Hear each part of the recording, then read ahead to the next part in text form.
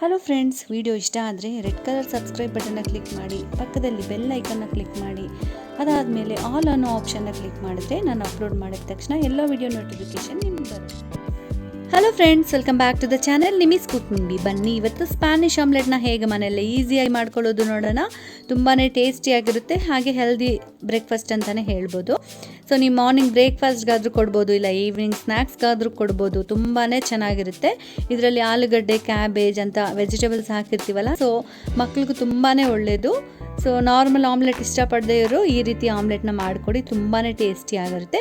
ಹಾಗಾದರೆ ಬನ್ನಿ ಹೇಗೆ ಮಾಡೋದು ನೋಡೋಣ. ಅದಕ್ಕಿಂತ ಮುಂಚೆ ನೀವಿನ್ನ ಚಾನಲ್ನ ಸಬ್ಸ್ಕ್ರೈಬ್ ಮಾಡಿಲ್ಲ ಅಂದರೆ ಸಬ್ಸ್ಕ್ರೈಬ್ ಮಾಡ್ಕೊಳ್ಳಿ, ಹಾಗೆ ಪಕ್ಕದಲ್ಲಿ ಬರೋ ಬೆಲ್ ಬಟನ್ನ ಕ್ಲಿಕ್ ಮಾಡೋದು ಮಾತ್ರ ಮರಿಬೇಡಿ. ಸ್ಪ್ಯಾನಿಷ್ ಆಮ್ಲೆಟ್ ಮಾಡ್ಕೊಳ್ಳೋಕ್ಕೆ ಒಂದು ಫ್ರೈಯಿಂಗ್ ಪ್ಯಾನಲ್ಲಿ 4 ಟೇಬಲ್ ಸ್ಪೂನ್ ಅಷ್ಟು ಎಣ್ಣೆಯನ್ನು ಹಾಕ್ಕೊತಿದ್ದೀನಿ. ಹಾಗೆ 1 ಕಪ್ ಅಷ್ಟು ಆಲೂಗಡ್ಡೆಯನ್ನು ಹಾಕ್ಕೊತಿದ್ದೀನಿ. ಇದು ಹಸಿ ಆಲೂಗಡ್ಡೆನೇ ಸಿಪ್ಪೆ ತೆಗೆದು ಈ ರೀತಿ ಚಿಕ್ಕ ಚಿಕ್ಕದಾಗಿ ಕಟ್ ಮಾಡಿ 1-2-3 ಸರಿ ವಾಶ್ ಮಾಡಿ ಈ ರೀತಿ ಹಾಕ್ಕೊತಿದ್ದೀನಿ.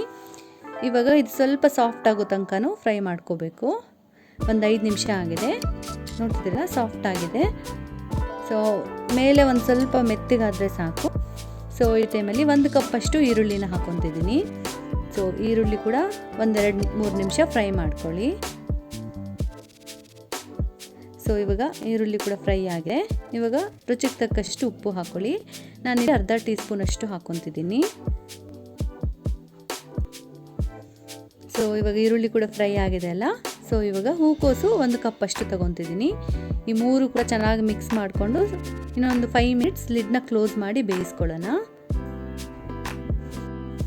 ಒಂದು 5 ನಿಮಿಷ ಆಗಿದೆ, ನೋಡೋಣ. ಎಲ್ಲ ಕೂಡ ಚೆನ್ನಾಗಿ ಬೆಂದಿದೆ, ಸ್ವಲ್ಪ ಸಾಫ್ಟ್ ಆಗಿದೆ, ಆಲೂಗಡ್ಡೆ ಕೂಡ ಚೆನ್ನಾಗಿ ಬೆಂದಿದೆ. ಸೊ ಇವಾಗ ಇದನ್ನು ತಣ್ಣಗೆ ಮಾಡ್ಕೊಳ್ಳೋಣ.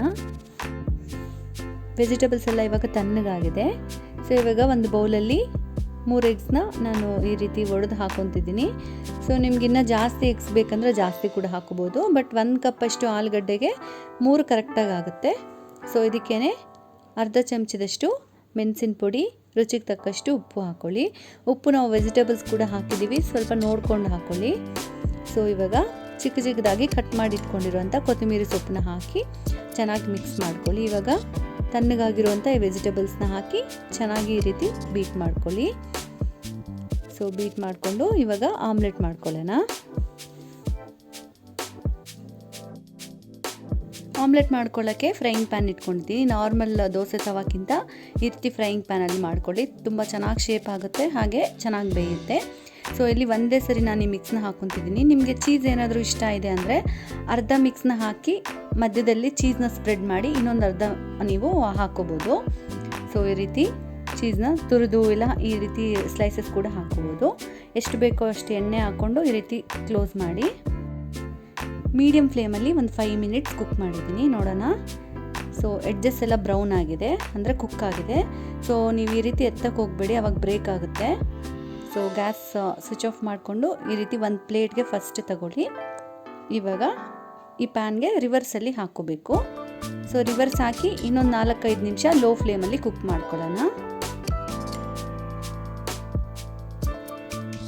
ಸೊ ಇವಾಗ ರಿವರ್ಸ್ ಮಾಡಿ ಲೋ ಫ್ಲೇಮಲ್ಲಿ ಒಂದು 5 ನಿಮಿಷ ಕುಕ್ ಮಾಡಿದ್ದೀನಿ. ರೆಡಿಯಾಗೋಗಿದೆ ಆಮ್ಲೆಟ್. ಇವಾಗ ಸರ್ವ್ ಮಾಡ್ಕೊಳ್ಳೋಣ. ಅಷ್ಟೇ, ರೆಡಿಯಾಗೋಗಿದೆ ಸ್ಪ್ಯಾನಿಷ್ ಆಮ್ಲೆಟ್. ತುಂಬಾ ಟೇಸ್ಟಿಯಾಗಿರುತ್ತೆ.